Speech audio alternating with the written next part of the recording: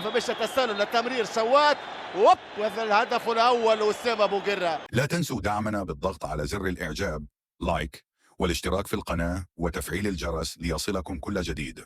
مباراة بين الشبيبة الرياضية بالعمران والنادي الافريقي وكرة أولى في مناطق مالك التوزيع طويلة الكرة والتحذير وشوات ب10 أهداف.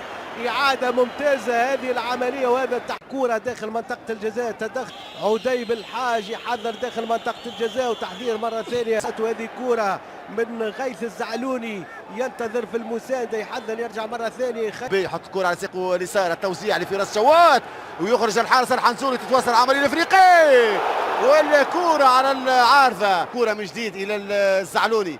غيث الزعلوني رئيس راي الكرة الأخيرة. الزعلوني باش يوزع على الزعلوني. التوزيع ثم ترجع من سر وأبرزها المحاولة هذه اللي ضربت على العارضة اللي كانت من تنوية في اللعب عن طريق الخضراوي لكن تدخل ضيف حارس مهم هشام ترفع الكرة. التصويبة تعود إعادة لهذه العملية. عسكري عديب الحاج ثنائي خط الهجوم ينتظر في المساندة. عديب الحاج يدور ويسدد يمر الكرة إلى حسين بن علي. التوزيع إلى فراس شوات. الكرة داخل منطقة الجزاء. الكرة الأفريقي كرة خطيرة للجيسو. التمرير اختير الفريق الشبيبة الرياضي بالعمران يلعب على المرتدات. هذه كرة من غيث الزعلوني. توزيعة داخل منطقة فراس شوات يدخل منطقة الجزاء يعمل مراوغة أولى والحنزولي متألق. ترجع مرة ثانية غيث الزعلوني سددت.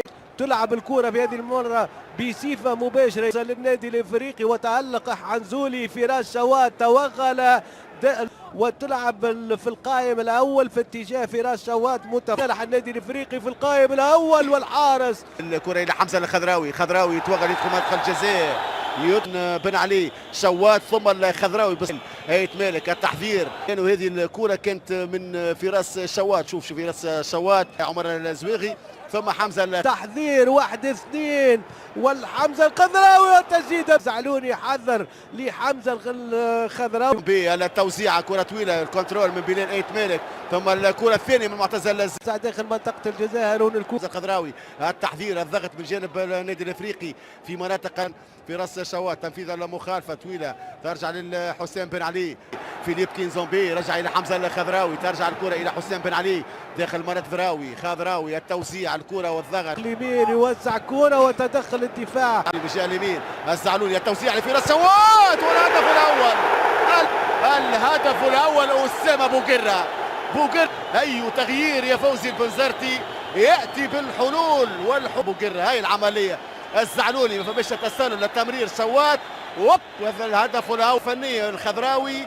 زعلون ممتاز. عمل كبير كان من الخضراوي. كثير من حسام بن علي حذر يحاول في تنفيذ بلال ايت مالك والمخالفه لصالح النادي الافريقي.